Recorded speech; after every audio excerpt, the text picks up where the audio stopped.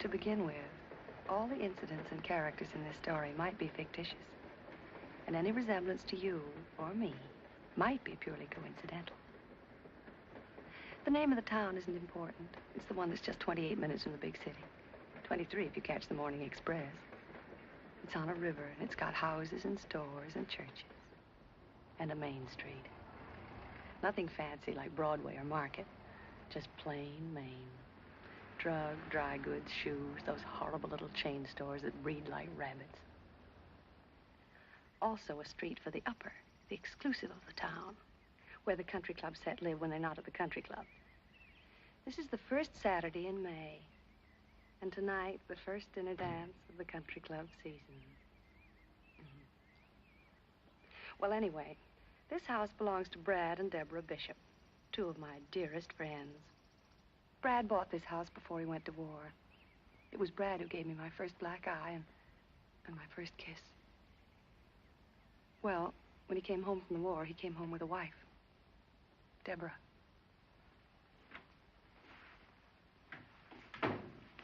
Tomasino said to tell you he found room for your briefcase in the bag.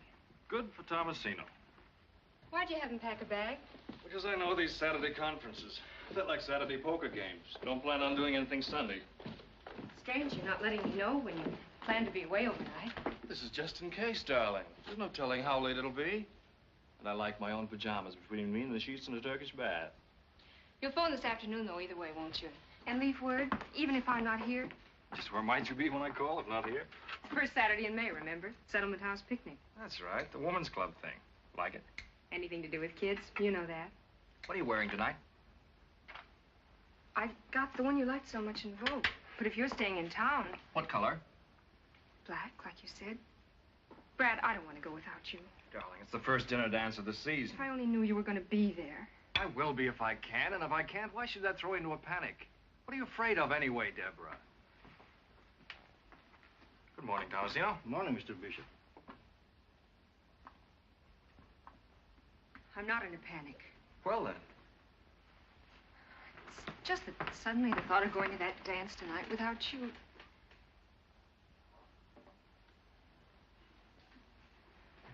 Brad. Hmm? Addie Ross. She used to be sort of your ideal, wasn't she? Now, how did Addie get into this conversation? I never knew you read Vogue. I never thought men bothered much about it. What's Vogue got to do with it? I told you I picked it up on the train coming home one night. Some woman had left it behind. Some woman. Yes, some woman. And I thumbed through it and saw a dress I thought would look very smart on you. What's wrong with that? Nothing, I guess. Nothing at all. I should hope not. Well, I've got to pick up Rita. You'll phone about tonight, won't you? Told you I would. It just so happens that the dress I bought that you picked out of Vogue that some woman happened to leave on the train is exactly the dress that Addie Ross wore to the concert 2 weeks ago. Hot toast, Mr. Bishop.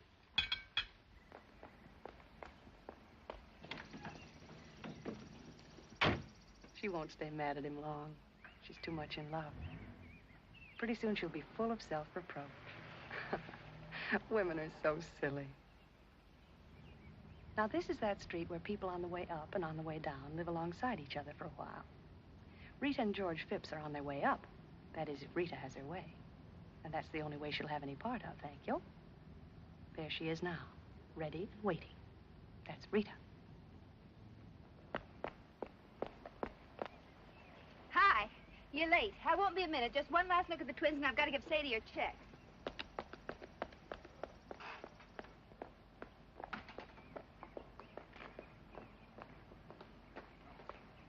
On behalf of the underprivileged children in this town, I'd like to thank you overprivileged ladies for sharing your excess privileges with us. There's something odd-looking about you today, George. Just that usual two-headed schoolteacher look. You're all dressed up. Saturday, no school, and you're all dressed up. Just my little old blue serge. First Saturday of trout season, too. Brad says ever since you were big enough to lift a fish. Listen closely. Can you hear the grateful murmur of the trout as they whisper in the brooks and streams? This is what they whisper. Phipps will not fish today. You're cute. But why? Because I've got something better to do. Have a nice day.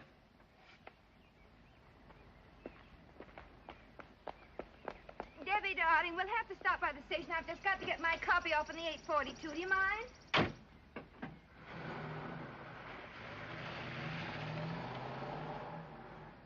What's George being so mysterious about? I wouldn't know. Seems we're not talking. Oh, I'm sorry. Oh, it's just one of those things. It'll be all right. Why? Was he acting strangely? Not exactly. It was only his not going fishing and being all dressed up. All dressed up? Why, so he is. His blue suit. On Saturday, of all things. And no fishing. The radio hasn't been fixed yet. Oh, and they're just going on the air. Oh, well, save myself listening to the murder of my little brainchild. Rita, why on earth do you do it? 5 of those radio programs every week up until dawn almost every night? Because each week I receive in return 100 pieces of what Addie Ross calls the most restful shade of green in the world. Unquote. Addie again. Why is it that sooner or later, no matter what we talk about, we wind up talking about Addie Ross? Maybe it's because if you girls didn't talk about me, you just wouldn't talk at all. That's right. I'm Addie. I'm the one they just can't help talking about. My very dearest friends, too. You know, I wonder if she knows how much we do talk about her, and what we say, and how we feel about her. I know. Believe me, I do. And it doesn't matter. It doesn't matter nearly as much as what all of you don't know. Yet.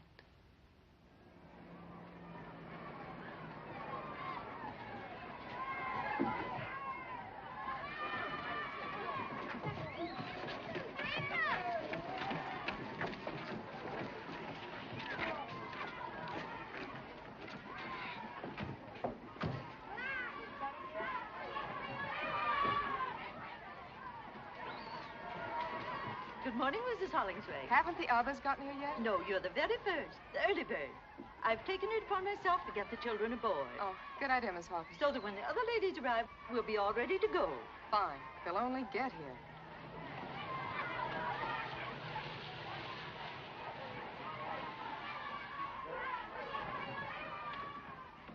Oh, I'm sorry we're late. Rita had to go by the station. Oh, do you see anyone there you know? Just a husband of mine running like mad. Why? Nobody else? Where's Addie? Weren't you supposed to pick her up? Nothing's happened to her, I hope. Addie Ross left town this morning. Left town? Well, what do you mean left town? She certainly could have told someone, or at least phoned.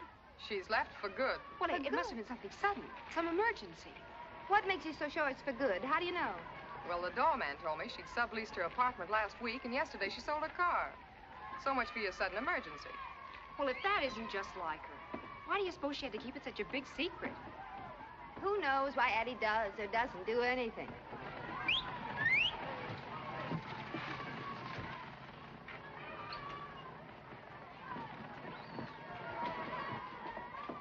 I got a letter for the Mesdames, Bishop, Hollingsway, and Phipps.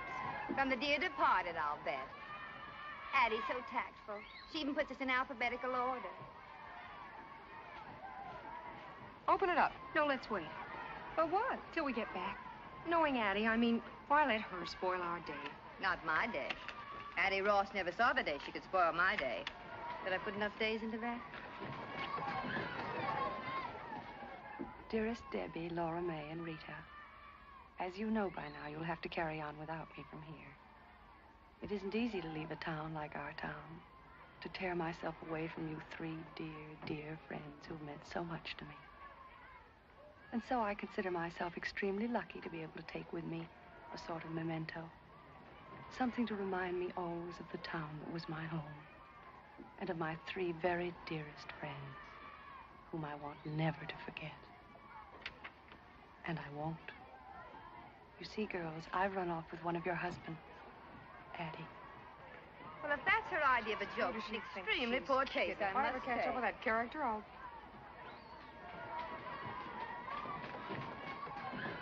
Ladies, may I suggest the captain seems to think, well, he's been rude about it.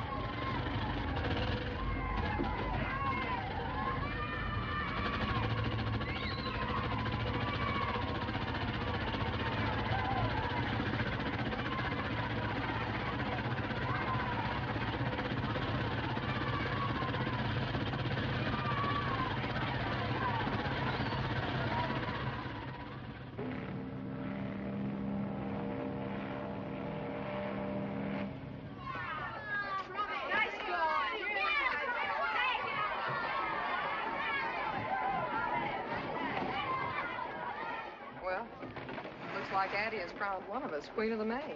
I think it's laughable. Okay, laugh. Ha! Deborah didn't happen to mention why Brad had to go to the city, did she? He hasn't missed a Saturday on that golf course since they got the snow off the greens. All right, kids, get them while they're red hot.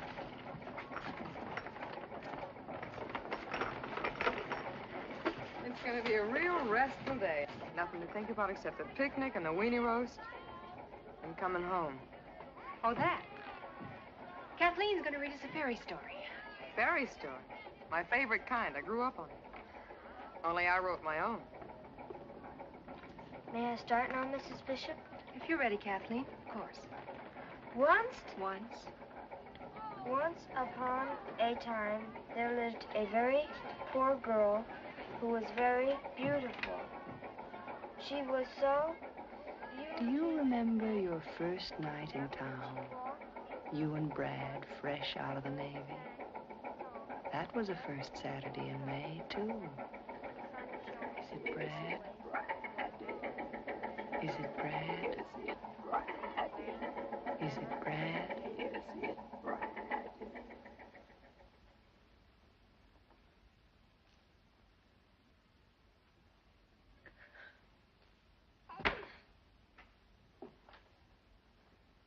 Here now, what's this? Conduct unbecoming an officer and a lady. I'm such an unholy mess. How? This. A little too kinky, maybe? She must have said it with cement. Here, try this. It'll take the kink out of a watch spring.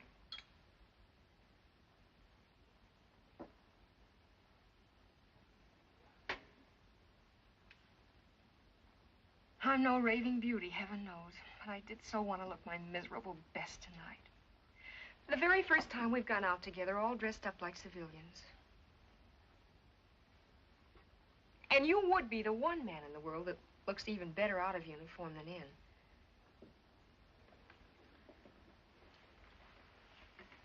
Got the jumps, kid?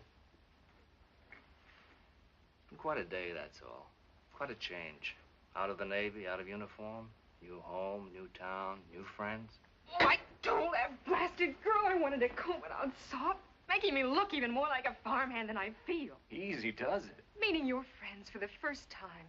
You wouldn't want them to see me like this. I should hope not. You'll be sure to put on a dress. Hey, my tie. You can tie it again. There they are.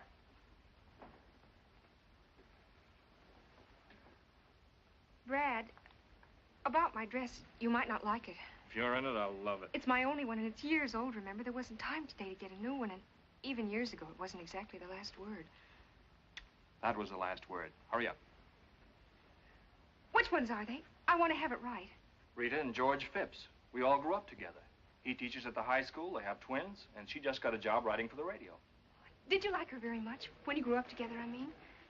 Rita and George were engaged at the age of 5 by swapping beetles. She was never my type. What is your type?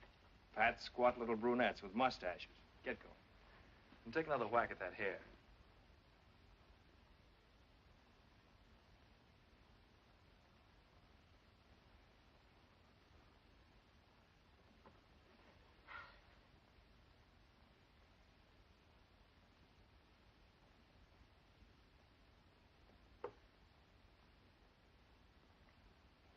The original will be down in person directly. Brad. Hello, Rita. Darling. George. Hello, Brad. You look fine. I feel Good to fine. see you. Say, what's this I hear about twins? You look like a fugitive from a junior prom. Oh, not next to that, I don't. Brad, she's adorable. My personal share of Navy surplus. She certainly doesn't look as if she grew up on a farm. Oh, darling, I'm sure she took the hay out of her mouth while she's being photographed. Don't be funny, dear. What I meant was that from Brad's letter, I imagined all sorts. Well, anyway, just where on Fifth Avenue was this farm she came from? It's like music to hear you two pick at each other. Oh, we've declared an armistice for tonight out of respect for your battle fatigue. Fine. Well, here it is again, the first Saturday night in May. And here we are. You two, Porter and Laura May, we'll all be together again, just the way it used to be. Well, not exactly as it used to be. It seems there's been a change in one of the characters. Yeah, not exactly the same old six. Tell me, how is Addie?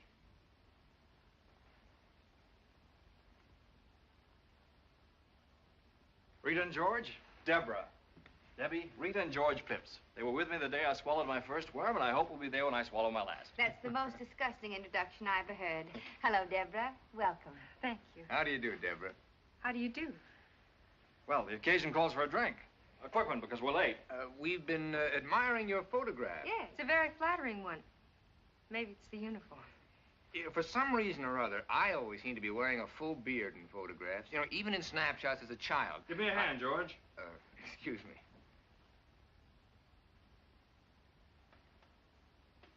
I don't think it's particularly flattering. It's nice of you to say so, but it is. Oh, here's to Deb, and here's to us, and many happy returns of this day. I'll drink to that. Amen. Now, if I can remember my way to the club. Oh, before we go, I have to call the house and see if the sitters showed up. It's Sadie's night out. Oh, why not call from upstairs? I have to get my bag anyway. Good idea. Now, don't make a tribal ceremony out of it, girls. We're late now. George and I'll get the car and wait outside. Remember, we'll be waiting outside. Ready, George? Oh. Oh, they finally put a traffic light at that dip on Orchard Avenue. Yeah? The mayor cracked his upper plate there last Christmas. All the doors and windows are locked. Don't worry about them. What? Certainly not. They're old enough to do that by themselves. We'll be at the country club. Fine. Good night. Something wrong? No. The bugle sounds. I think I've got a sick headache and can't go. Well, then there is something wrong. Me. I'm wrong. What do you mean? How? Every which way. Brad for his friends, you and your husband, the others I haven't met yet, the country club, the town. I'm scared. I'm so scared I'm sick.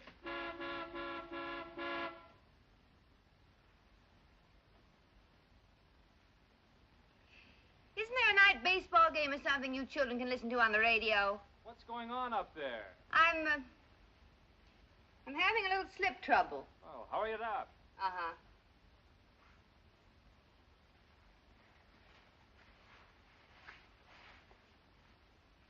Looks like somebody had a lot of martinis. I did. What are you so scared of? It's worse than my first night in the waves. And I'd never been away from home before up to then. But we were all in the same spot. Everything was happening to all of us for the first time. And here you're the only new girl, is that it? Look, you're Brad's wife and our friend. We want you here and we've waited for you. Now, why shouldn't that make you feel safe and secure instead of being scared? You can't be safe and secure by just telling yourself to feel it. Unless maybe you've got twins and a job of your own and grown up with your husband and friends. Oh, I'm sorry. I didn't mean that. Blame it on the martinis. You know, counting ice water, we could squeeze 2 more out of this shaker. Oh, no. No.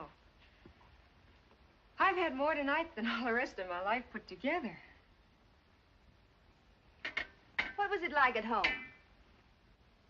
Or should I mind my own business? Ever read in the picture magazines about Farmer so-and-so and his model farm, kitchen, and life? Well, it wasn't us or anybody we knew. Papa just get through paying for the thresher and time to start paying on the new separator. Till I was 13, a bus took me 3 miles that way to grammar school. Till I was 17, another bus took me 11 miles that way to high school. And after that, I stayed home. Till one day, I took a bus 58 miles that way to join the Navy and see the world. And meet Bradbury Bishop. And fall in love and marry Bradbury Bishop. Why not? Why not, I said to myself. I was quite a girl in the Navy, head of my class. Hooray for me. Pretty cute in that uniform. That uniform. It's the great leveler. You couldn't tell me from Vassar or Smith or Long Island. I was a girl in a picture on the piano. That isn't me. This is me. What do you people talk about? Years of growing up together, thousands of first names and private memories. How do I fit in? Running a house, making friends, filling the day. Mrs. Bradbury Bishop, what's she like? Fun to be with, smart as a whip, pretty too. No wonder Brad Bishop married her, the lucky stiff. Rita, look at me. Look at my mail-order dress that's 4 years old and awful even then. What am I going to do? As if that really matters. You must think we're an awful bunch of snobs. Aren't you underestimating us a little bit and Brad even more? You know, it's just possible he knew what he wanted and you had it. And if you had it, you've still got it. Oh, I should thank you for the kind I can't hear you. Sit up. I said thank you for the kind words. You're welcome. Now, about the dress. Haven't you anything else? Only uniforms. Oh. Well, stand up. The flowers must go. Flowers must go. Have you any scissors?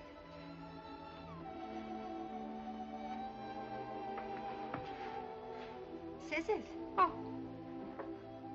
I'll get the ones in the sleeves. You tackle the big one on the middle. Careful now. Careful now.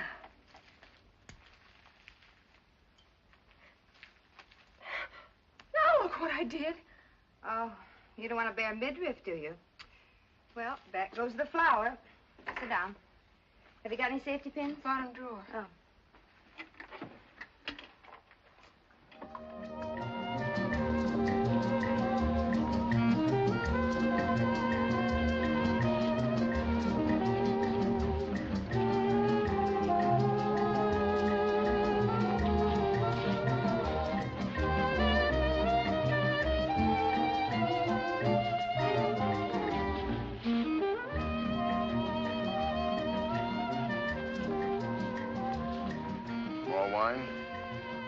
Thank you, no.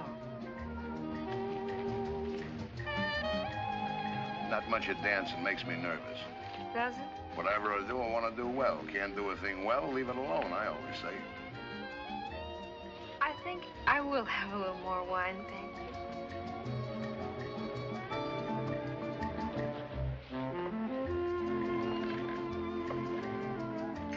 Thank you very much. Especially the rumba. Gotta have Spanish blood or something, like my wife. Comes from an old Spanish family named Finney. In many South American countries, there are many very distinguished families with Irish names.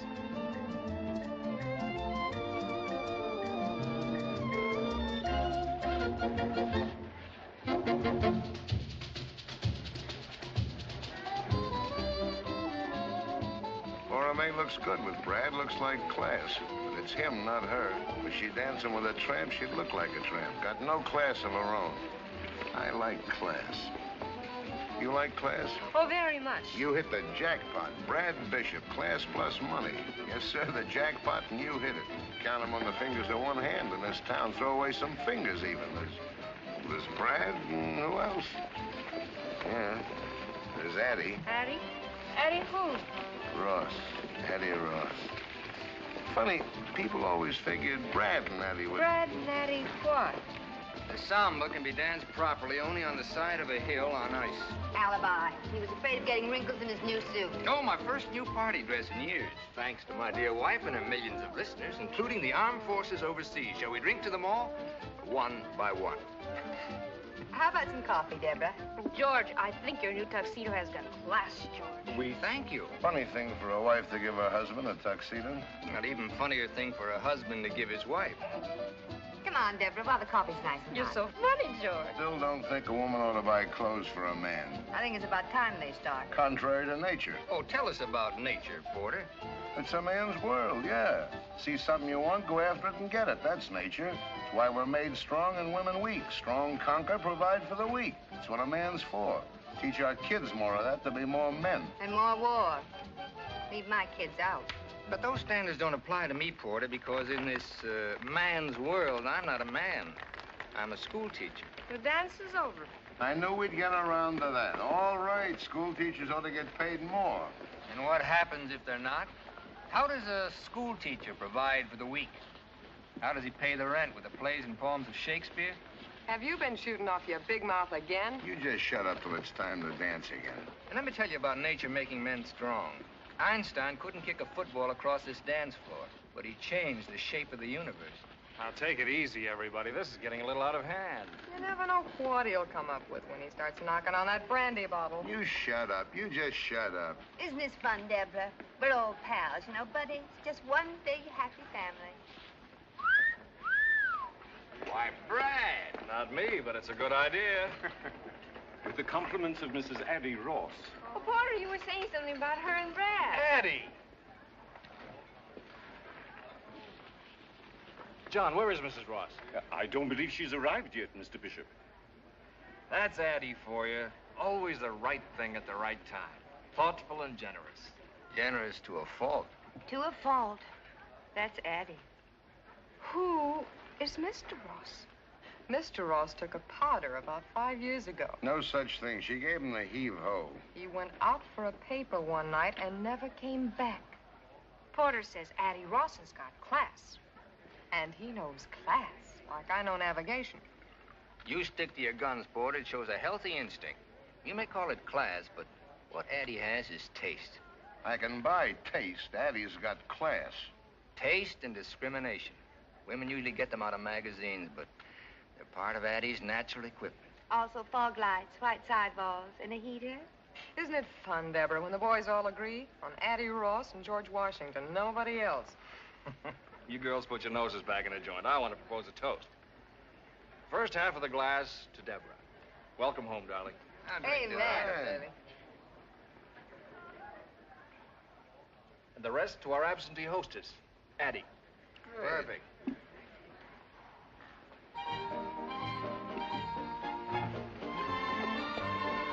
Let's show him a flash of old Vienna. But, darling, if you don't mind. Before the floor gets crowded. I don't think I should. Oh.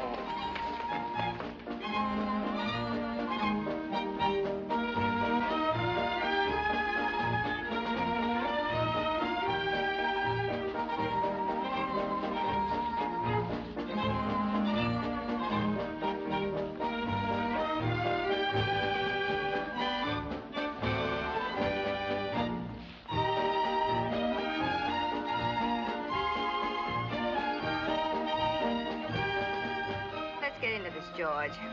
Something tells me this is going to be quite a waltz.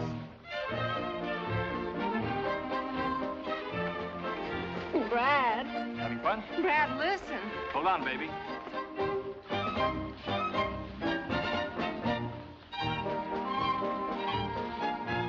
Once more. No!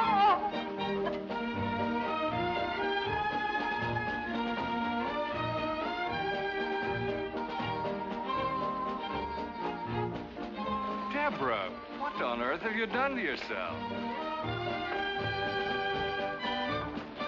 Brad, let me handle this. Pardon my fingers.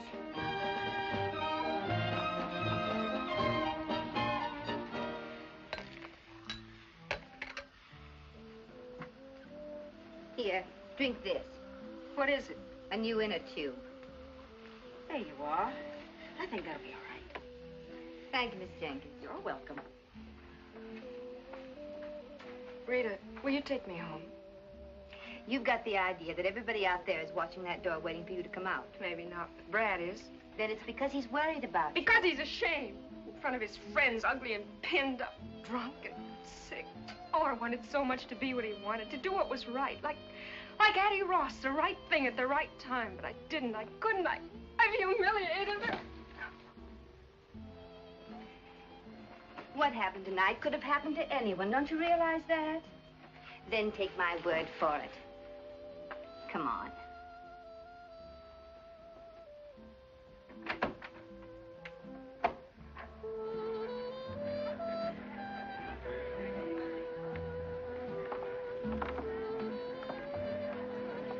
But there's Brad. Well. I see Addie got here after all. Is it Brad? Is it Brad? Is it Brad?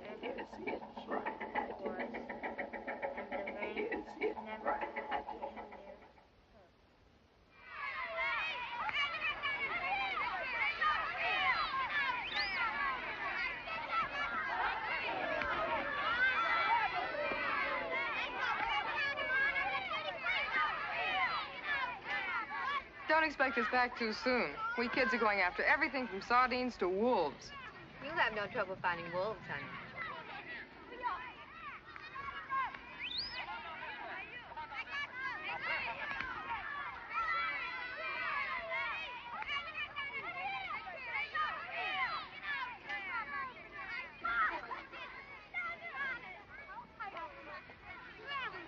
Almost lunchtime? I've called a recess. When your own fingers begin to look like frankfurters, it's time for a slight rest. I suppose it's occurred to you that Laura May's kept herself as busy as a bird dog ever since we got here. The very thought of a hike wears me out. Maybe she just doesn't want to sit still. If you sit still, you can't help thinking, can you? Depends on what you think about. Well, for instance, why your husband should suddenly decide to go to the city on a Saturday morning. You mean Brad? No, I meant Porter. He was at the station this morning. Nearly knocked me down when I was mailing my copy. Funny Laura May doesn't seem to know about it. Why should you think I meant Brad? Maybe because it might keep you from wondering why George dressed up on Saturday with no school. You're being a little too touchy about a perfectly inoffensive remark, it seems to me. Oh, let's stop this sudden bickering. We're beginning to behave like some movie about a woman's prison. Not a bad comparison at that. Cigarette? Thanks.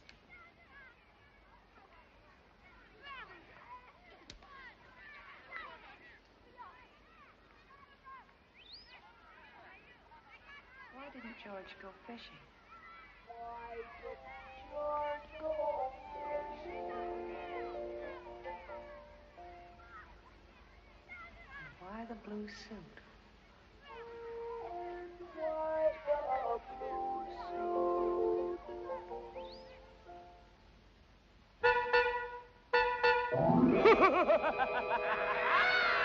He's crazy! Buy your car from Crazy Eddie. Pay when you get good and ready. Nothing down, drivers you pay. Buy your car the Crazy Eddie way. Sadie, doesn't that noise drive you insane? Restful, ain't it? There, that's better. Well, the twins are fed and ready to be put away. Now, if George would only show up, how many canopies are you making? 2 dozen, and the way I figure it, 6 healthy people ought to be able to eat 200 or 300. They're just appetizers, Sadie. And let's get a couple of things straight. First, when you announced dinner... I know, I'm not supposed to say soup's on. How did I tell you? I forgot. Dinner is served. Dinner is served. And you're not to say it as though the food were poisoned. All this fancy schmancy because 2 people from the city are going to eat here. Mrs. Manley's a very important person.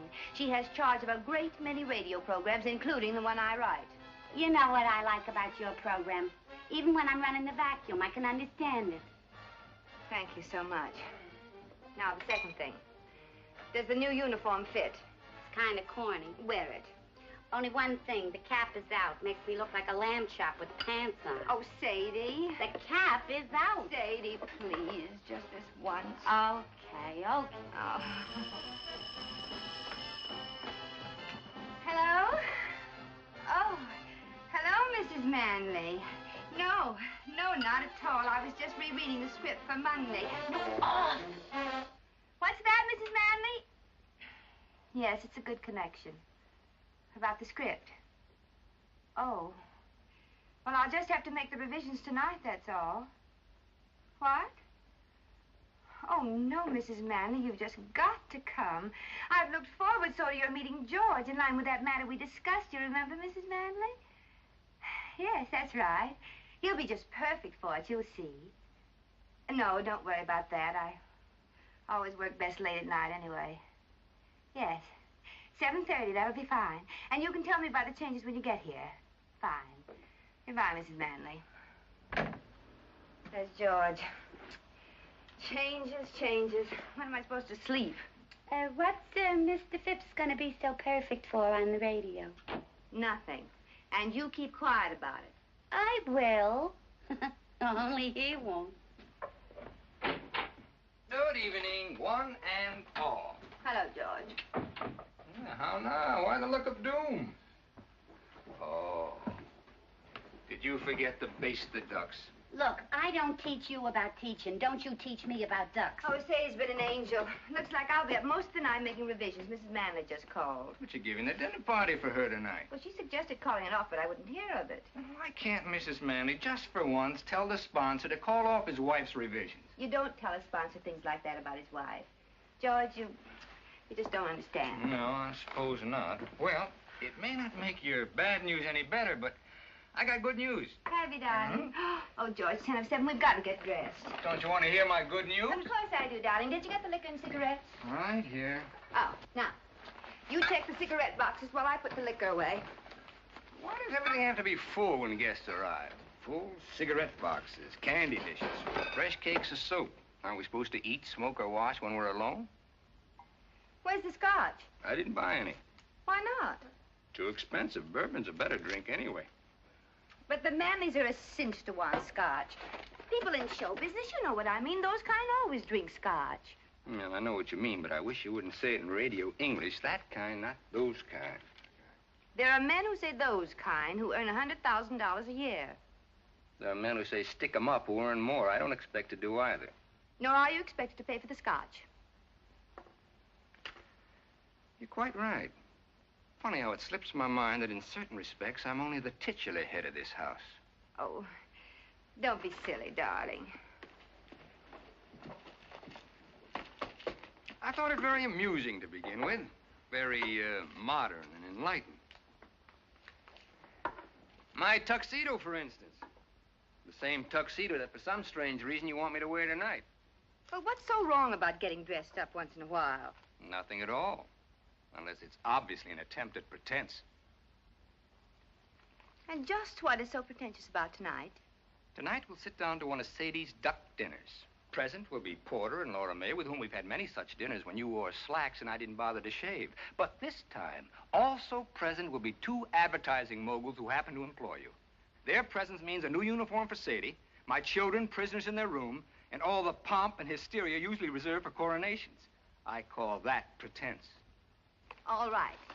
So I'm out to impress the boss. What do I get for that? 30 years? Tonight's important to me. I've planned and worked, shopped, taken the twins off Sadie's hands, written my program, and I'll be up all night tonight, and it's worth it to me. And as far as dressing's concerned, you can come in a cowboy suit for all I care. Oh. And why do the chairs have to look as if nobody ever sat down in them? Because they do. Oh, come on, Reed. Let's cut it out. Look, you finish up down here and see if you can't relax for a few minutes. You all ready except for your dress? I'm combing out my hair. Good. Look, I'll put the twins to bed and call up the liquor store to send over the scotch, all right? George. Huh? Please, no jokes about radio. I'm afraid they don't have much of a sense of humor about it. Oh, neither have I. The time for joking about it is past. Radio has become a very serious problem now, like juvenile delinquency. That's what I mean, cracks like that. Well, that wasn't a crack. I meant it.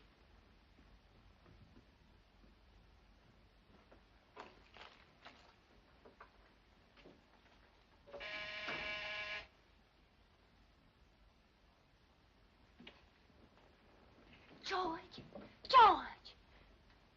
Sadie, don't open the door. It might be the guests. It can't be. It's only 7. But if it is, they mustn't see you like that. If they're that early, they deserve what they get. Well, wait a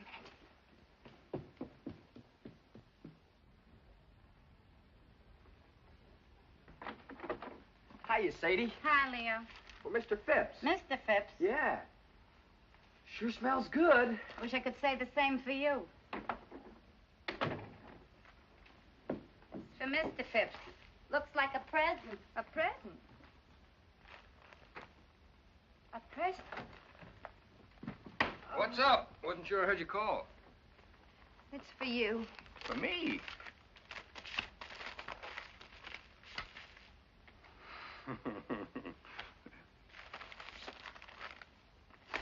For George on his birthday. If music be the food of love, play on. Eddie. Well, I'll be... The Brahms. The concerto in B flat. Oh, it's a recording made in Vienna before the war. But how'd she find it? George. Hmm? It's your birthday today. I know. I just plumb forgot. Well, don't worry about it. I'm not much for birthdays. Yes, you are. You're very much for birthdays. Well, this time you had a lot on your mind. Even so. Happy birthday, George. Happy birthday, George. What a memory that girl's got. Almost a year since we talked about it. I'm going to play for the Twins right now.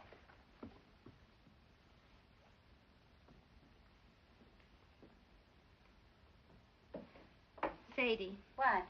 You didn't by any chance make a layer cake for dessert tonight instead, did you? You know we got Cherry's Jubilee. You read it to me out of a book. That's what I thought.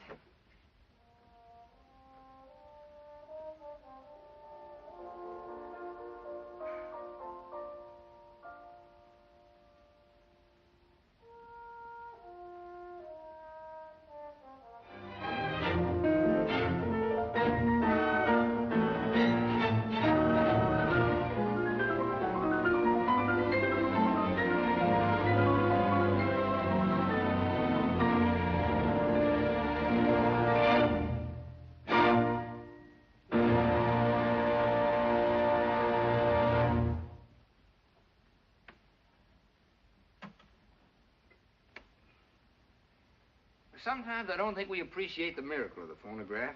The privilege of having men of genius perform for us at our command. What kind of a set is that? Oh, it's no particular make, Mrs. Manley. One of my students put that together for me. If I were you, I'd stick to the established trademarks, a pure tone, say, or a sonobel. Pure tone, sonobel. I thought that sounded all right. Didn't you, Porter? Mine plays 24 records, different sizes. Mix them up any way you like. Radio gets china, clear as a bell, also television. Except there's no television to get. We're too far away. Only television set in town. Like playing tennis without a ball. What do you want me to do about it? Build you a personal broadcasting station? You don't need a station. Just yell a little louder. Mrs. Manley, are you sure I can't get you a drink? A cocktail, maybe, or scotch? Never touch it. Alcohol, that is, in any form. Oh. Mr. Manley? He doesn't either. Well, coming from show business, you might say, I always imagined those kind took a nip now and then. Wouldn't be keeping faith with our clients. Most respected trademarks in the American home. Well, I think I'll have one more. Porter? I've often wondered, Porter, why you haven't considered radio advertising. Mr. Hollingsway has a chain of 7 department stores all over the state. I know all about it. 23% by volume over last year, 138% over 1939. Where'd you get those figures? They're a matter of public record, Mr. Hollingsway. Yours is too big a light to be hid under a bushel. George, would you fix me a small Roma salsa? You're a potential giant, Mr. Hollingsway. Not too small. Doing all right. I said a potential giant. Potential. Something tells me I'm going to have a giant around the house. Got this whole state sewed up tight. But there are 47 other states, Porter. Crackerjack point. Now, you take the 3 states adjoining this one. If I can put you, Porter Hollingsway, into millions of those homes for 1/2 hour each week... He doesn't spend that much time in his own home.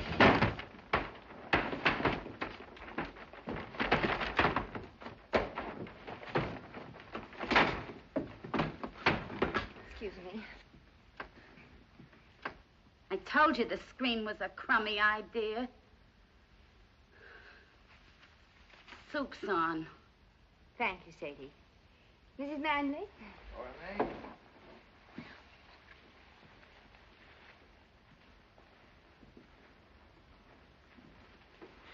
Say, Dugan, what are you supposed to be, Baby Snooks? Hiya, Laura May. Get a load of that cap. I can't wait to tell Ma. Laura May, would you sit there, please? Come on, sit down. There's a couple of things I could tell your Ma about you, too. This quaint situation belongs in a true-to-life drama. Are you two related? No, we just had the same governess.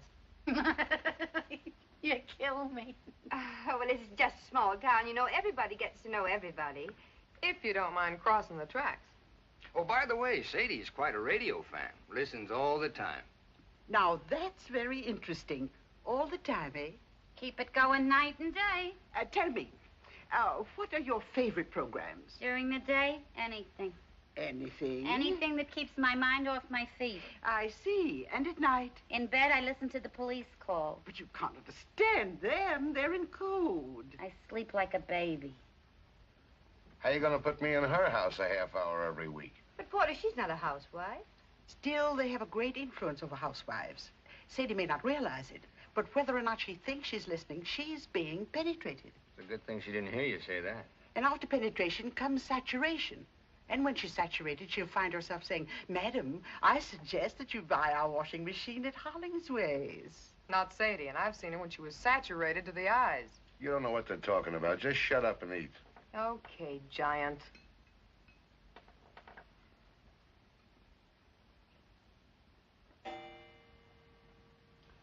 It's 8:30. I can't miss Brenda. Excuse me, please. Where is she? Radio. Confessions of Brenda Brown. One of ours. Wait a minute. Here, you better let me do that for you. I've got to tell Sadie to hold the ducks. Sorry to eat and run like this. So sorry. I won't say it doesn't matter because it does. Euclid Street, Wilkes-Barre, Pennsylvania. She writes, "What a thrill it was to hear my little girl say, Mother, it's such fun to have you read to us now that you use baby breath. so be sure you don't offend. Be double sure with baby breath." Oh, we missed most of the commercial. Shucks, and that's the best part, too. Just thought I'd eat the soup while it's hot. George, how'd that happen? Baby Breath brings you the confessions of Brenda Brown. Who was the mysterious Central American with a gay smile and the black pearl ring? Promised a scoop by her Gruff City editor, Brenda Brown, girl reporter for the Star, has accepted the senor's invitation to dine and dance at a swank penthouse rendezvous. It was most kind of Senorita to dine and dance with me tonight. It was kind of you to ask me, Signor Montevideo. Please, call me Armando. If you like, Armando. Gracias. That's Spanish for thank you. Gracias.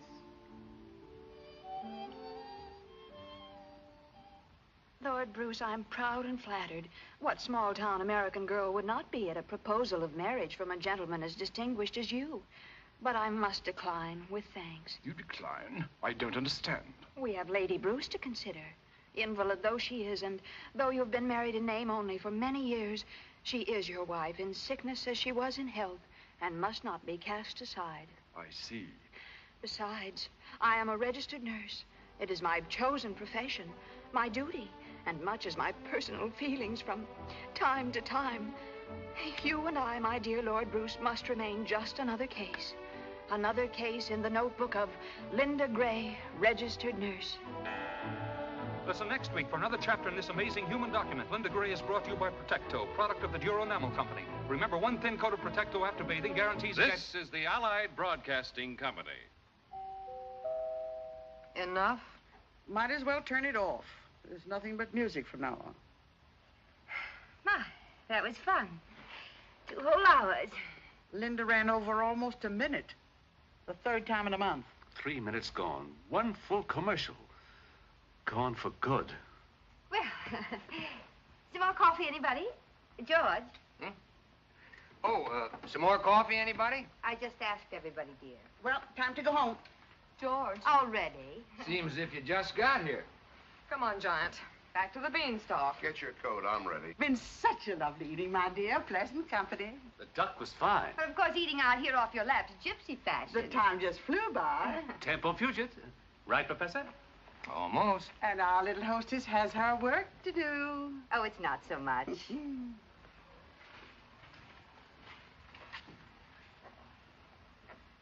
Perhaps we can drive out and have lunch with you one day soon, Mr. Hollingsway. Maybe at one of the other stores. Oh, we'll make our appointment well in advance and at your convenience. You're gonna be a giant. Relax and enjoy it. I hope you listen conscientiously, my dear, particularly to Linda Gray. You can learn a great deal about writing. Yes, they are well written, aren't they? Why, they're perfection.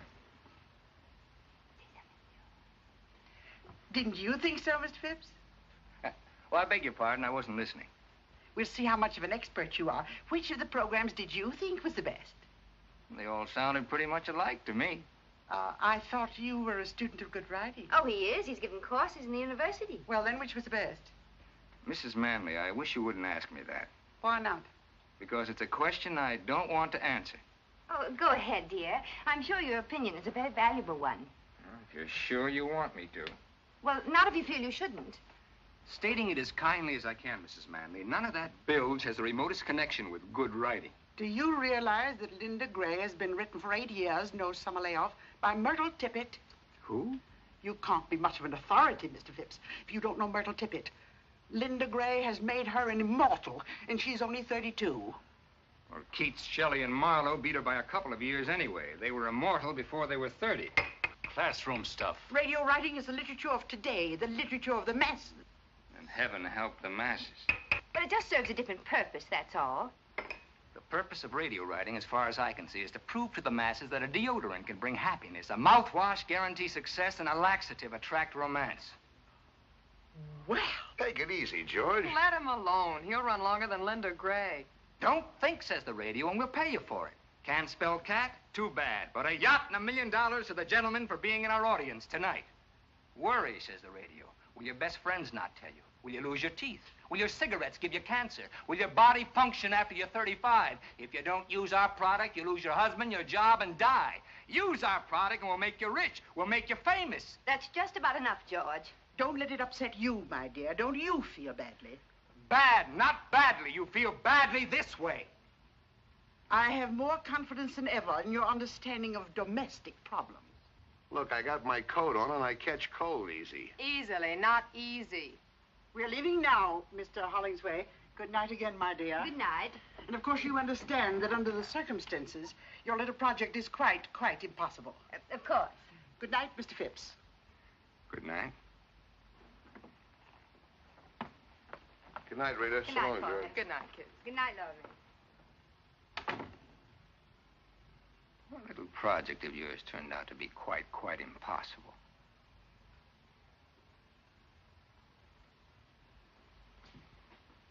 I'll take care of tidying up. You better start your revisions. It's all right. I'm sorry about this. I know how much it means to you. Well, it couldn't be helped, I guess. Oh, George, it would have been so simple to say something non-committal. Not for 3 hours, it isn't. I held back all night. Anyway, she doesn't blame you for it. Didn't she tell you not to feel badly? I wasn't thinking of myself. Well, then what can she do to me? Report me as being un-American? Radio's like a religion to those people. When you attack it, you attack their faith. And once they feel you're against them, they're off of you for life. There's no making it up. Why should I want to make it up? Why should I? Oh, nothing.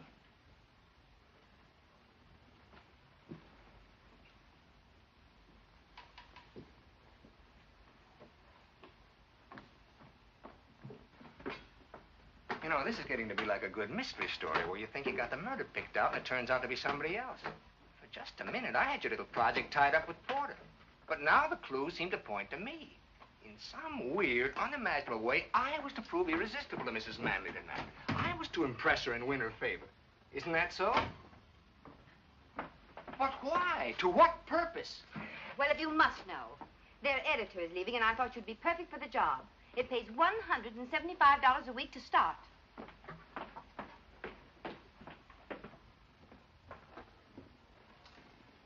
Come here. Sit down for a minute. Look, Reed, let's put aside my nausea at the idea of working for the Manleys. Let's put aside my personal likes and dislikes. They're not important. I'm willing to admit that to a majority of my fellow citizens, I'm a slightly comic figure, an educated man. Nobody's asking you not to be. Think of the good you could do. Maybe raise the standards. Commercial radio? What's the phrase? Wait for your laugh?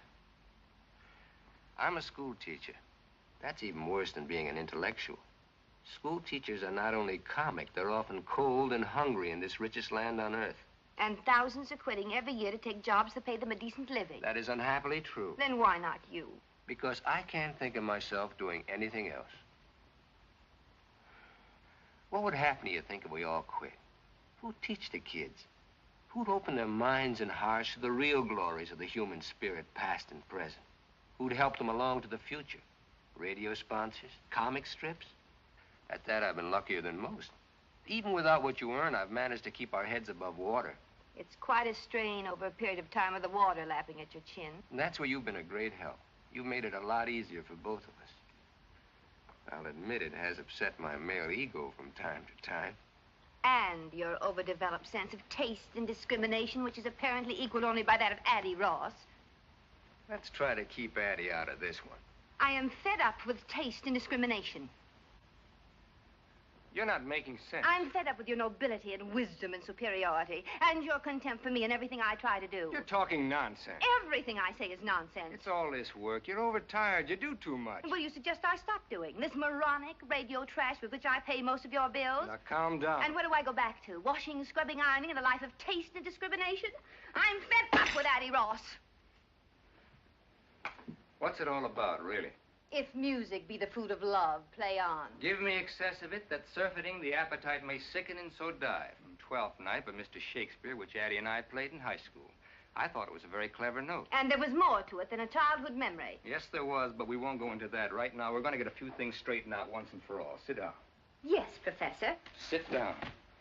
7 years ago, I made the most perfect marriage ever devised by man, heaven, or radio. My wife was an independent, understanding woman. We thought the same thing about everything, from baseball to Brahms. In those 7 years, I was never contemptuous of you. I was proud.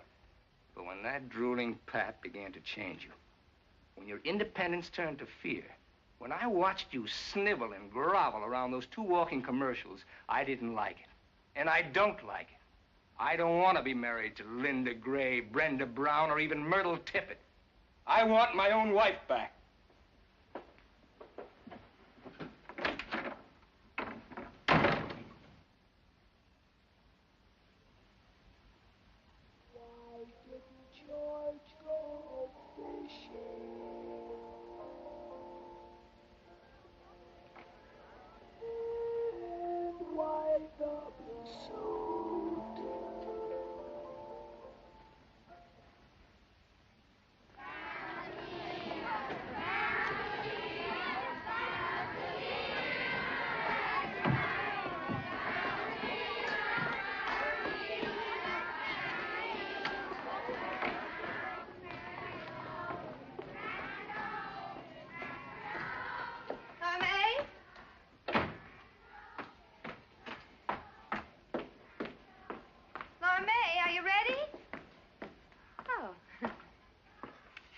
My, all that running, hiking, and baseball, your feet must be ready to drop off. I've covered more ground in Porter's store from the notions counter, just back and forth to the water cooler. How's it feel, Laura May? Porter spreading out on a national scale, going to be a big merchant prince. How's it supposed to feel? No more small towns for Porter. He'll be after the big cities now. He'll be after, what is it he always calls it? Class. Look, why don't I save you a lot of trouble and tell you what you want to know? And you can tell Debbie, and that'll keep you busy till I'm dressed. I don't know whether Porter ran off with Addie, but get this, I don't care. I've got everything I want. For instance? Sometime we'll spend a week at the old Fenny mansion down by the tracks, and I'll go into detail. Right now, I better get dressed. You know what? I think you're worried. I think you're just as worried as the rest of us. I've got everything I want.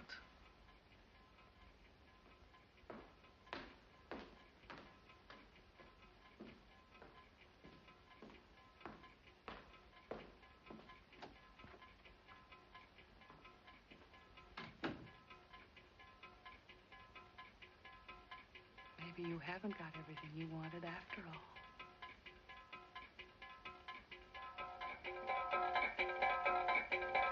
Maybe you haven't got everything that you wanted after all.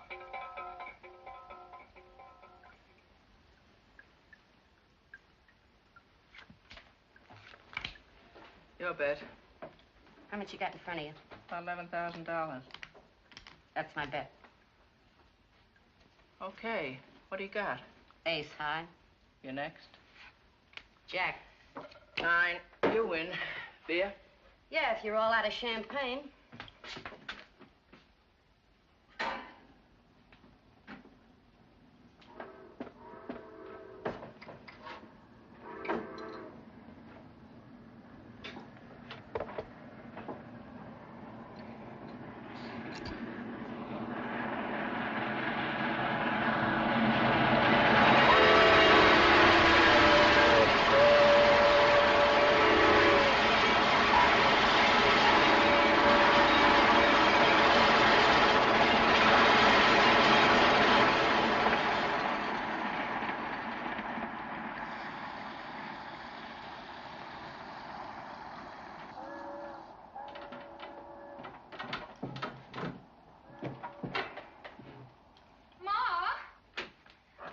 She's going out with Mr. Porter Hollingsway. Does she have to stay in the bathroom for almost an hour? You oughtn't to run around like that. You'll get consumption. Laura May, leave your sister get in the bathroom. After all, I've got a date, too.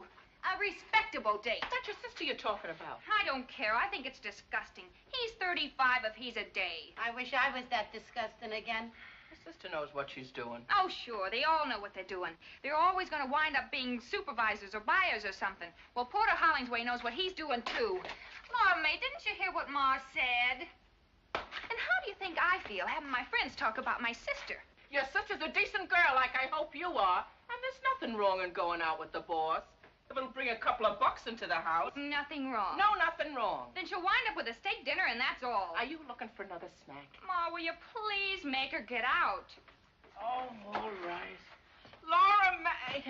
Yes, Mother? You don't own that bathroom, you know. There's other people in this house. But you're such a quiet little thing, dear. One never knows you're about. I still think it's disgusting. How do I look? If I was you, I'd show more of what I got. Maybe wear something with beads. What I got don't need beads. What's your new job gonna be? Something secret, like a spy?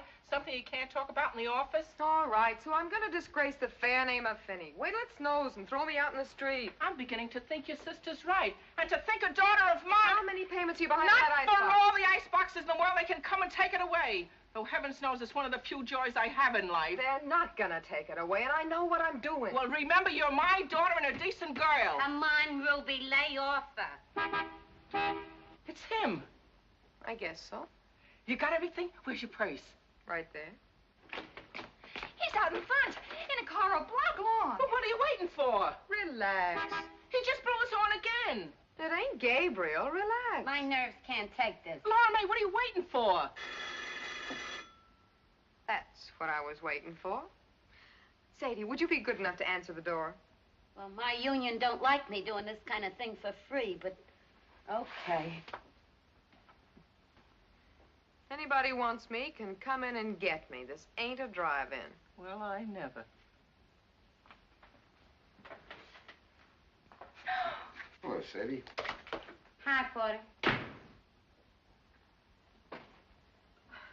Good evening, Mr. Hollingsway. Good evening. I see you know Miss Dugan. He just didn't know my last name was Dugan.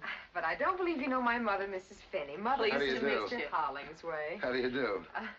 Won't you sit down? Well, the table's reserved for 7:30. It's after that now. Yes, you are late, aren't you? I won't be a minute. Just get my bag. Your bag is... It's a cold night out, ain't it? Not bad.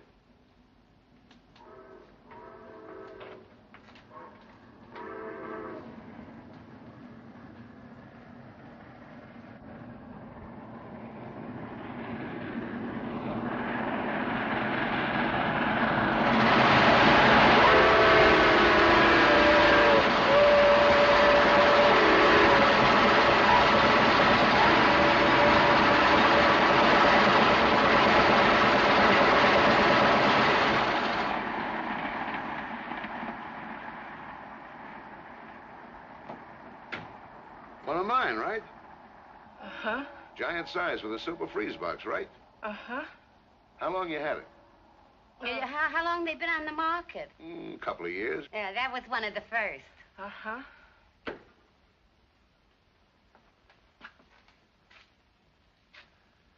Wonder what's keeping her. Girls always got things to do. They tell me. Why, there it is. silly of me.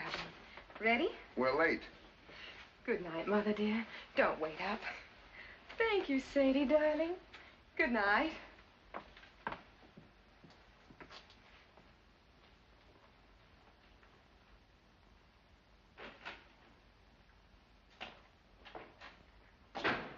Thank you, Sadie, darling. Good night, Mother dear, and don't wait up. If a daughter of mine ever really talked like that, I'd cut her tongue out.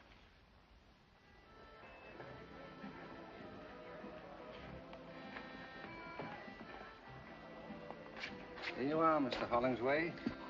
My, what a pretty shade of green.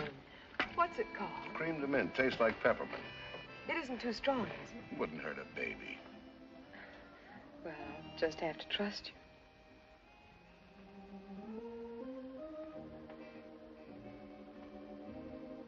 It's good. Oh, my. When I think of all the wonderful things that you know about that I've never even heard of. Got a few years head start. Now, don't you go making yourself out an old man, Mr. Hollingsway. Let's make it porter. Why, the way I look at it, a man isn't really grown up till, say, 35 at the least. Yeah. This is a very nice place. I've heard about it, though, of course, I've never been. I come here all the time. With other young ladies you want to talk to about new duties at the store? Let's not talk business. I thought that's what this dinner was for, Mr. Hollingsway. We'll get around to it. Poor man. I suppose you never get a chance to relax. People always after you for things. What do you do with yourself after working hours, say, nights? I have my family and my friends, of course. Boyfriends? Isn't that getting a little personal? Oh, a girl like you, I'll bet there's plenty. Who's out in front? I don't happen to be one of those girls that talks about her private life, Mr. Hollingsway. And what I do in my private life is my own personal business and nobody else's. How about another drink? Oh, no, really, I don't think I... Porter Hollingsway. Don't get up. Hello, George. Are you here alone? Well, Rita, of course. Funny, we called your house, but you just left. Addie's with us. Addie? It was a last-minute idea. We figured you'd probably have a previous engagement. Whose idea? Addie's? As a matter of fact, now let me think. May I have a cigarette, please? Huh? Oh, here you are. Oh, thank you. Thank you, Mr.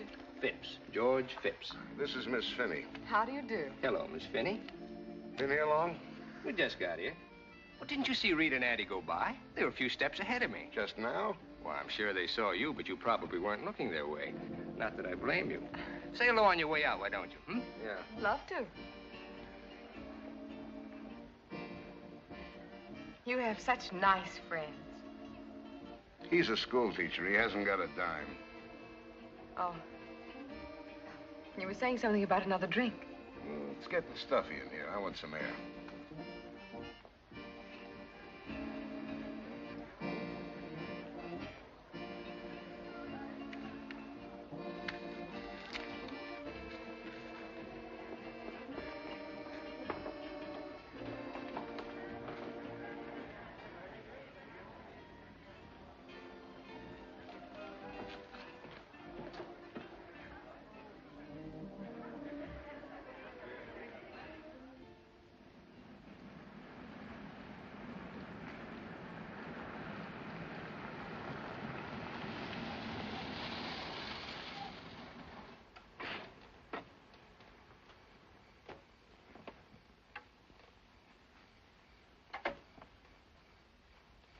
Weren't you out of cigarettes back there? Didn't you ask George for one? Did I? You're smart. Thanks. Plenty smart. We gonna talk about business now? Let's look at the view for a while. Miss Lipke is leaving next week. Yeah, And if Miss Goldberg moves up, you'll need a new assistant supervisor. like flies around honey. You and your boyfriends. I thought we settled that. I want to talk about it some more. What makes you so interested in my boyfriend? What do you think? Which is the ashtray?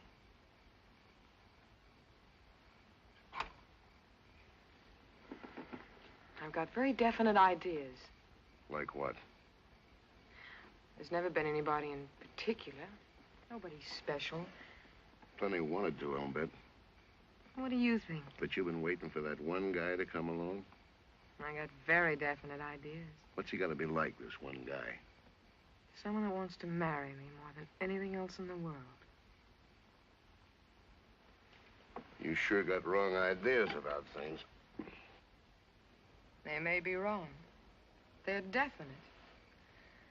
Well, tomorrow's another working day. Shall we go? Yeah.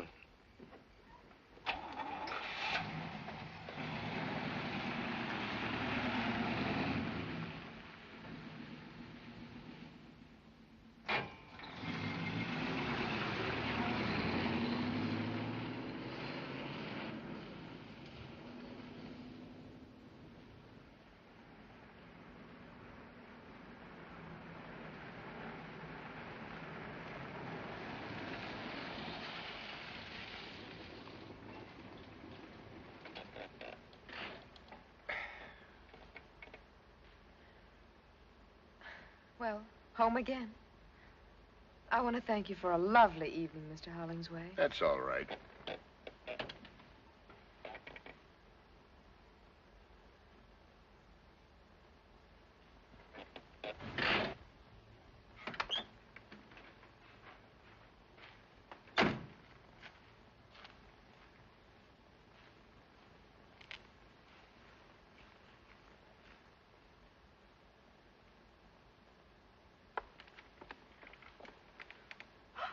Oh, now look what I've done. My best nylons. Too bad. Oh, must have caught on a nail or something at the restaurant. I hope you don't mind my bringing it up, but could you remember about Miss Lipke leaving and Miss Goldberg moving up? What about tomorrow night? If you'd like. I'd like. 7:30.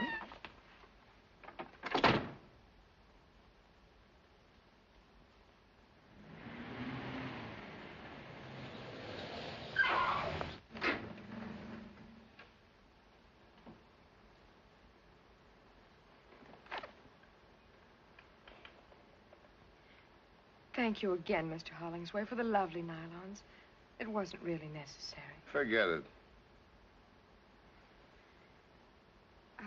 Before we say goodbye, I'd like to tell you that your friendship has meant a great deal to me, and our evenings together. They've been wonderful. And I'm just sorry that... Well, goodbye. Goodbye.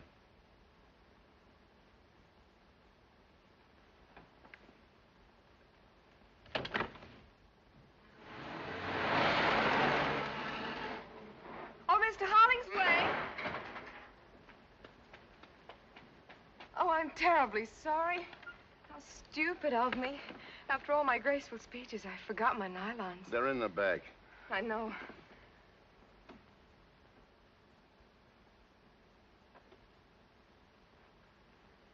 Good night again.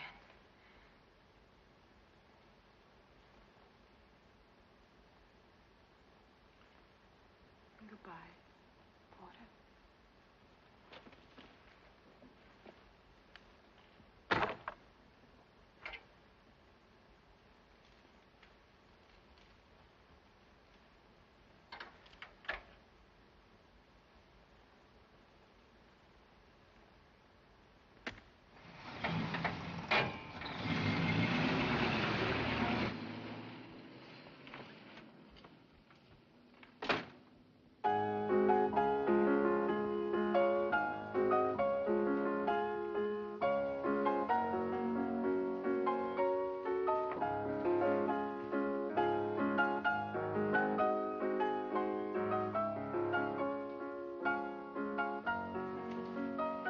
That's all. Yes,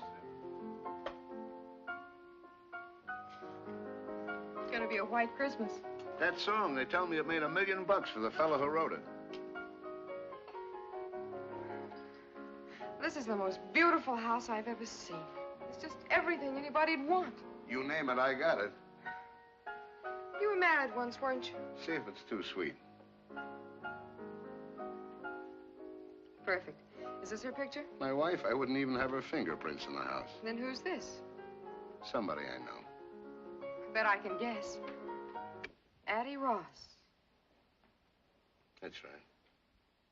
So that's what she looks like. You can't tell from that, really. It's only a picture. She's beautiful, all right. She sort of looks like a queen, doesn't she? Like a queen ought to look.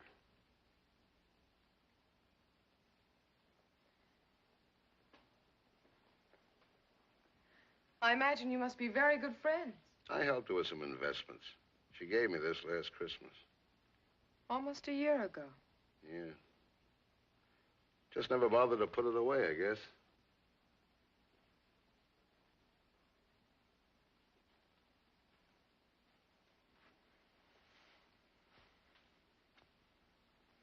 Porter, You know how I feel about you. how?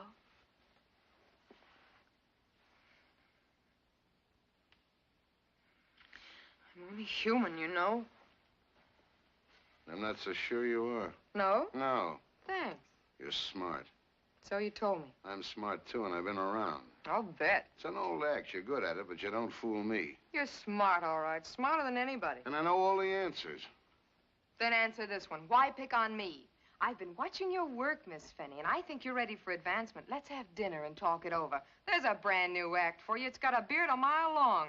I didn't ask you out. You asked me. And why me? The woods are full of girls. Not like you. You can say it again, not like me. And they don't want what I want. All right, what? What do you want? Not a $4 a week raise. I don't want a new car, a fur coat, or a trip to Hawaii on a solid gold yacht. You don't carry what I want in any of your 7 big stores, Mr. Hollingsway. Name it. I want to be in a silver frame on a piano. My own piano in my own house. You mean you want to get married? Does that make me a freak? I've been married once. You know that, and once is enough for a man like me anyway. Maybe I'm just not the type. Maybe you just haven't found the right girl. Living with somebody all the time, I'm not easy to get along with. I'm set in my ways. I want to do what I want when I want. Why, if it was just a question of the right girl, wouldn't any man in the world want to marry you? Not if he thought he could marry Addie Ross. Maybe I don't know all the answers, but I know some of them.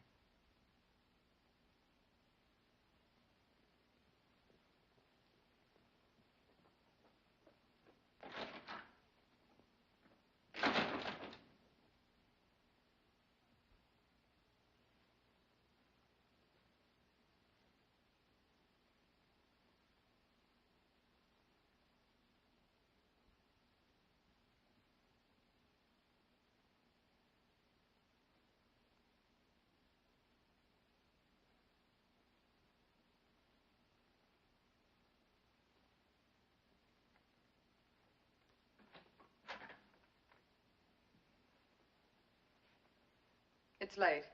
I better be getting home. Okay, if I call you a cab?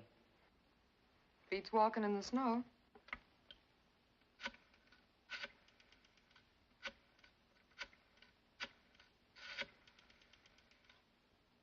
This is Porter Hollingsway. How long before you can get a cab over to my house? Okay, hustle it along. And say, put the charge on my account. Yeah.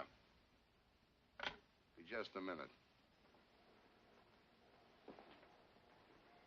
Sounds like you keep the cabs pretty busy with this kind of thing. The reason I keep an account is because I do a lot of business with them, store business. Well, don't get mad. You just keep needling me.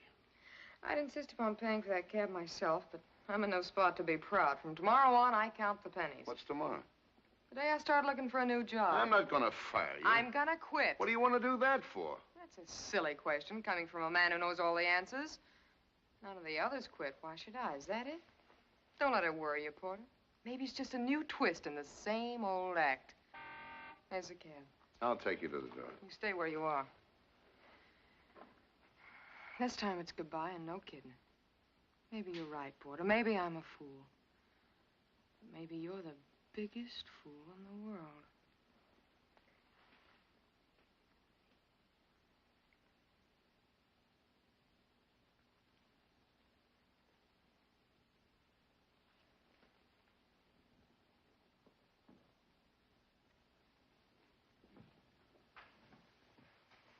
Laura May.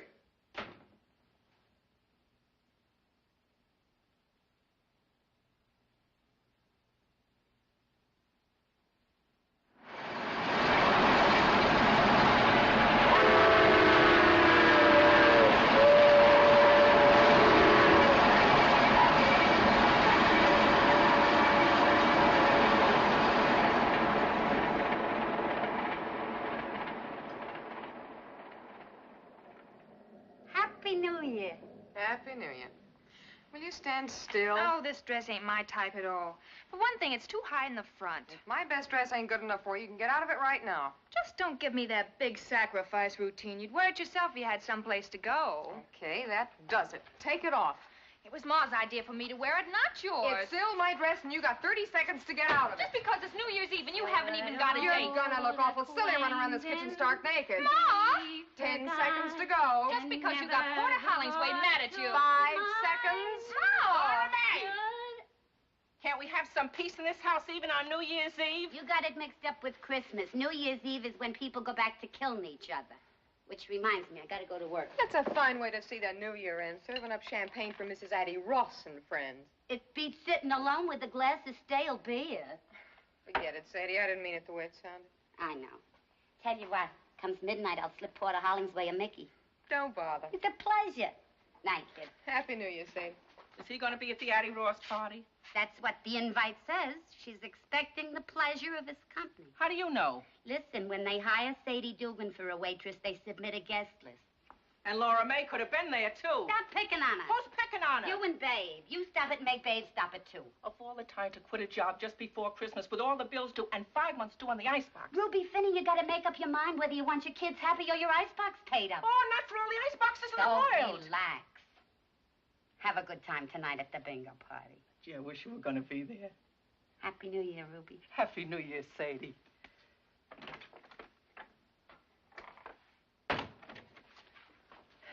You sure you don't want to come play bingo with me? Thanks, Ma. I'll be home before midnight. Oh, you don't have to on my account. I'm going to bed early. Well, I better go get dressed.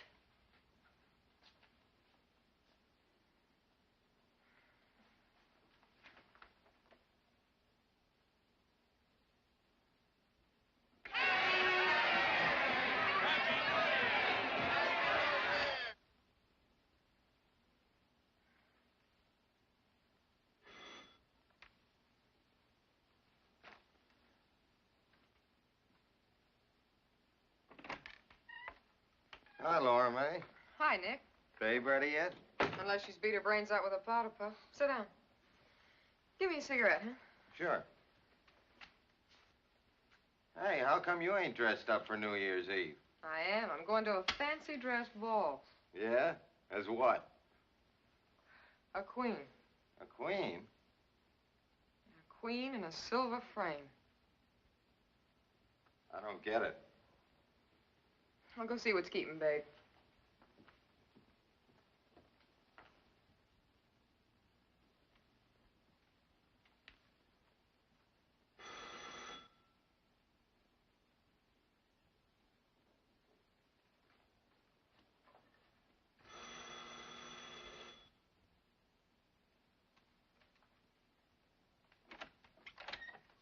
Who are you? Where's Miss Finney? Well, she'll be out in a minute, Mr. Hollingsway. We met somewheres? Not exactly, Mr. Hollingsway. I work in your shipping room. You waiting for Miss Finney? Yes, sir. What's your name? Nick, Nicholas Butler. We're just good friends, kind of, Miss Finney and me. But I worked in your shipping room 3 years, Mr. Hollingsway. Baboon face. This is my sister, Babe. My real name's Georgiana. Oh, what do you say, Babe?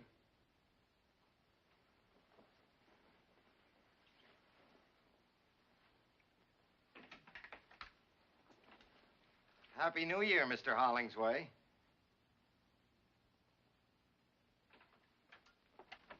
I thought Baboon Face was waiting for you. He used to. I gave him to Babe. He goes with a dress. Have you got another dress? Why? I want to take you to a party.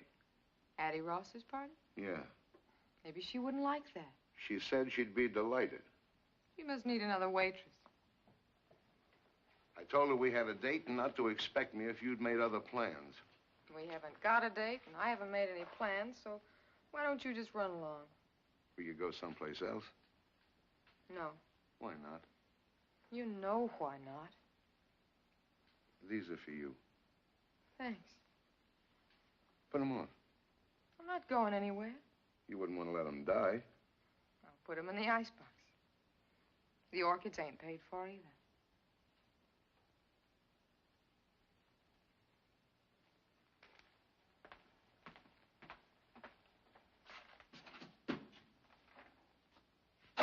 May, I can't take it anymore. I thought we decided to leave it alone. It's worse not seeing you, knowing you're here. Maybe I ought to leave town. Wondering about you, who you're with, who you're looking at, who you're kissing, who... Easy now. I can't sleep nights thinking about you. So what? What do I do about it? Start the same thing all over again and wind up the same way? What about the way I feel, my sleep? But then I'm not even human, am I? I'm just a great big act. You know what you're doing to me. And you know all the answers. I can't take it anymore. Oh, what's the use, Porter? Tell Addie Ross it's a cook's night out, and I had to stay home with the icebox.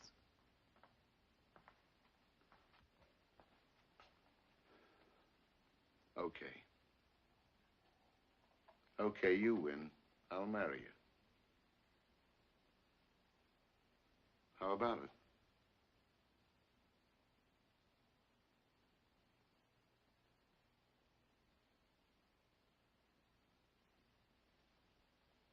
Thanks. For nothing. Now, what kind of an answer is that? I don't know. Just felt like it, that's all. We'll do all right, kid. We're starting out where it takes most marriages years to get. Out in the open, no jokers. You'll see. You've made a good deal, Laura May. Laura May, honey, if you want me, I'll be over at the Callahans playing. Happy New Year, Ma. We're gonna get married. Bingo.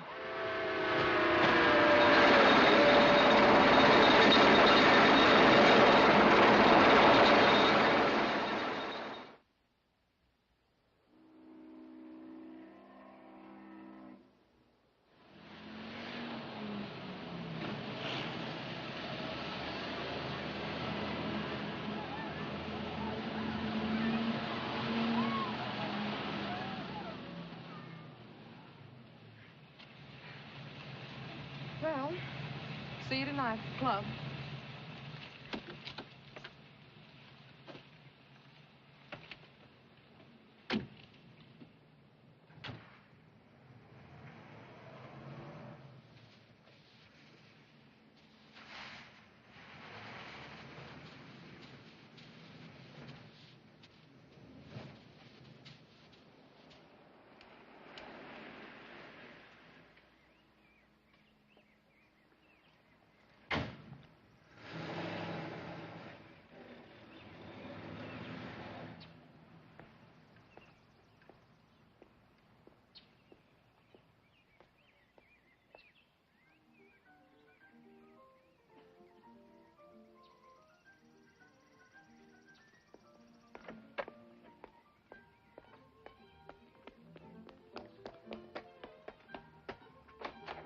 George? Hello there. George. George, darling. Here, what brings this on? Oh, George, I've got to know something. There's something I'll just die if I don't know right away. Oh, wait till I turn No, over. no, don't. Don't ever turn it off. That wonderful music. Have you been drinking? Tell me right away this minute, George. Tell me the truth. About what? Why didn't you go fishing today? On the phone. And you never dress up when there's no school. Why the blue suit today? Well, now, there's a little story connected with that. Mrs. Phipps, you want it on the telephone. It's her. Who? Who's this? The one with the husband. Mrs. Manley. Oh, tell her I'm not in. She called you twice this afternoon. Not if you don't want me to. Talk to her. Hello? Hello, Mrs. Manley. Yes, so I hear. I wasn't home. Turn it up. I see. Now, look, Mrs. Manley. That woman doesn't change the cheese her husband manufactures. Why should she change what I write? No, I'm sorry. I said I'm sorry. I will not work tonight. Because, Mrs. Manley, my husband doesn't like me to work on weekends. Yes, he's right here. But he's not twisting my arm. I made up my mind all by myself. No, you'll have the copy Monday. Goodbye, Mrs. Manley. Peace, it's wonderful. Answer my questions. Well, that night, the night of the big wind, I came home with the news. You were preoccupied, so after a couple of tries, I decided to skip it. It was just that the High School Dramatic Society decided to do 12th night and asked me to direct it. The first rehearsal was today, and I thought my blue suit was more appropriate than a pair of wading boots. And Addie knew about it. Which accounts for if music be the food of love, play on. And on and on.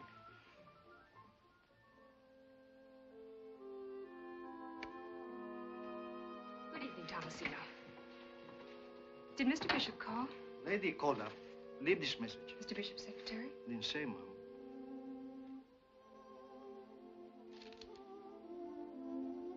Mr. Bishop called to say he is very sorry. He will not be home tonight.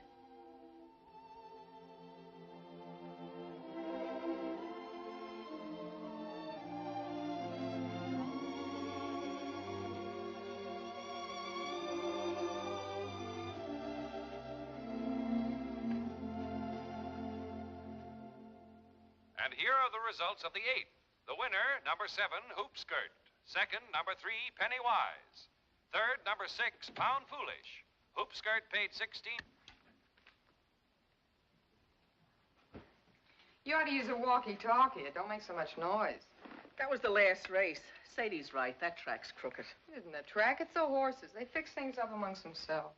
How come Porter's so late tonight? Want a drink? Some of that green peppermint stuff. Cream de mint. I can't stand it. Never could. I love it. 7:30. He's never been this late. Ma, Porter may not be home at all. You mean tonight? Any night. I think he's gone away for good. With somebody else? I don't believe it. I do. Porter would never leave you for good, and not for another woman. Why not? Because he's in love with you. What? Because he's just plain crazy in love with you. Are you out of your mind? I thought I heard soft voices in here. Hello, Porter. What's the fight about this time? Furs, jewelry, or cash? My children and me never fight. Fix me a drink, will you? I'm tired. And the reason we never fight being, my children know that I know what I'm talking about. Maybe your father, Joe Finney, wasn't exactly a saint. May he rest in peace. But I learned about men from him.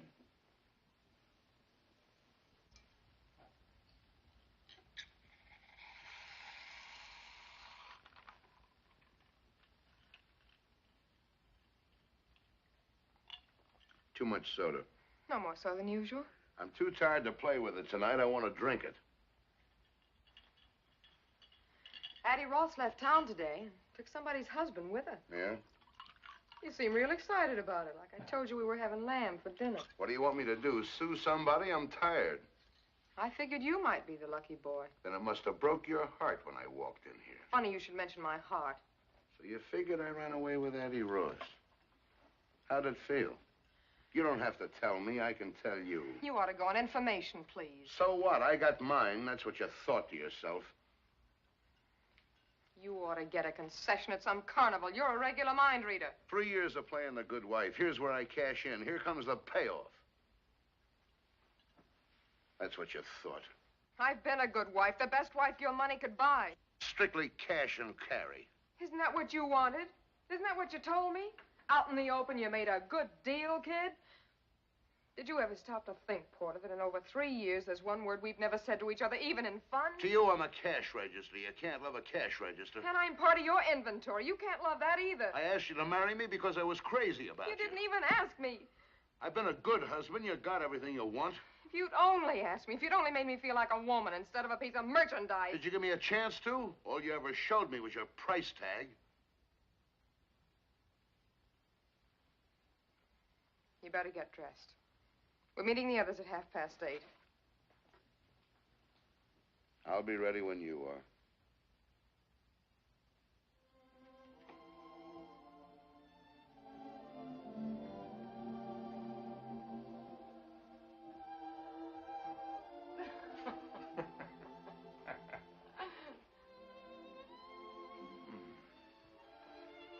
She walks in beauty like the night. Hello, George. Of cloudless climes and starry skies.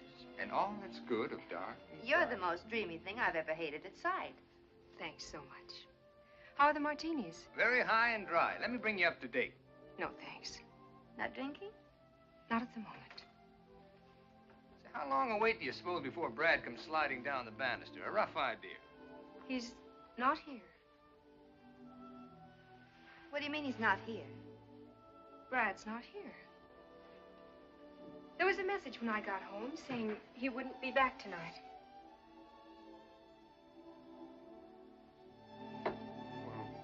Perhaps you'd rather not go without him. Why not? Well, Then how about having just one with us before we leave? Thanks. I feel fine just as I am. or a tiny one for medicinal purposes against the night air, huh? She doesn't want one, George. Well, then, shall we?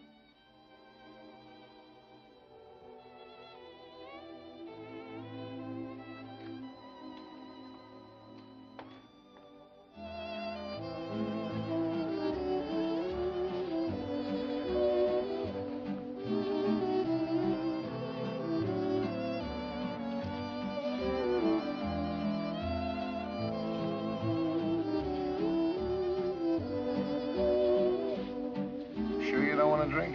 Sure. You know who that guy is? A bookie. All the barbershops and saloons in town dancing with my wife. He came over and asked very politely. She'd dance with anybody. She waited to see if you had any objections. I wouldn't object if a chimpanzee asked her. Then you've got no right to complain. Oh, I've got no complaints. I'm Happy Joe from Kokomo. Greatest little wife in the world. Fine home, fine friends. Everybody loves Oh, me. why don't you stop acting like a spoiled baby? Everybody loves I'm Porter. fed up listening to your wah. You're always talking about being such a man. You don't even act grown up. What are you getting sore about? You're so stupid. Oh, wait a minute. Have you any idea how much Laura May's in love with you?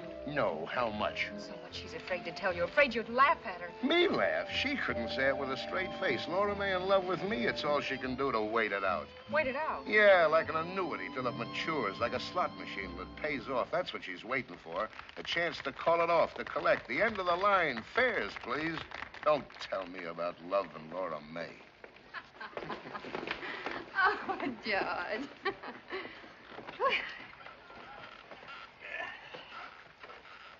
There's a fine, relaxed atmosphere at this table. As if there were a body hidden under it. I'm sorry.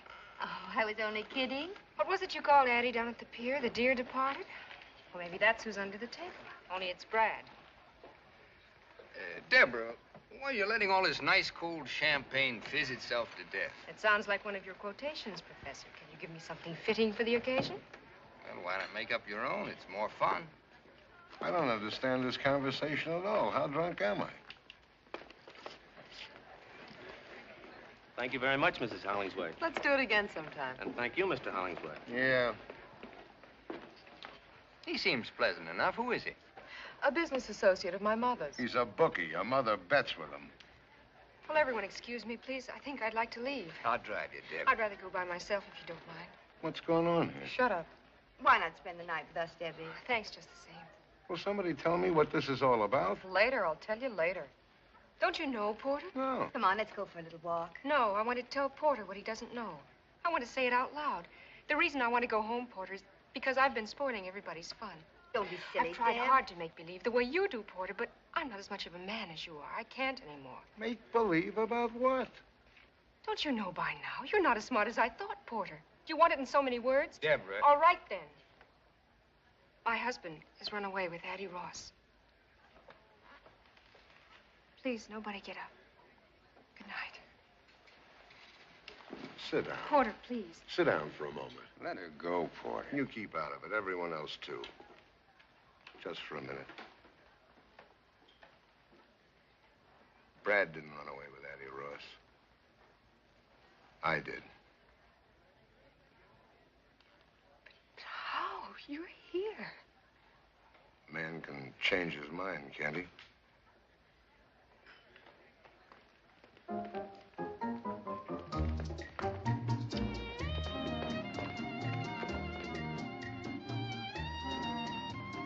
Porter, you're quite a guy.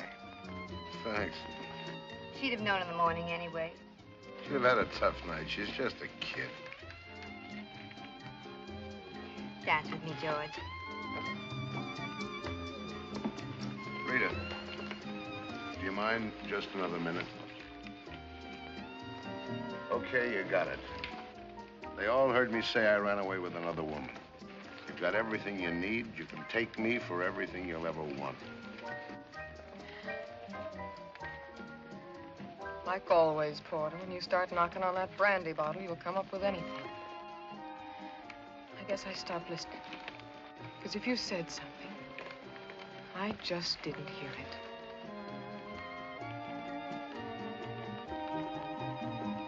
Why don't everybody dance?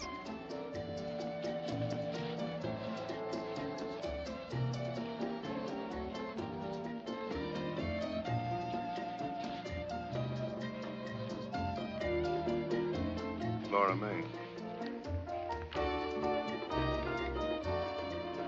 You big gorilla. Let's dance.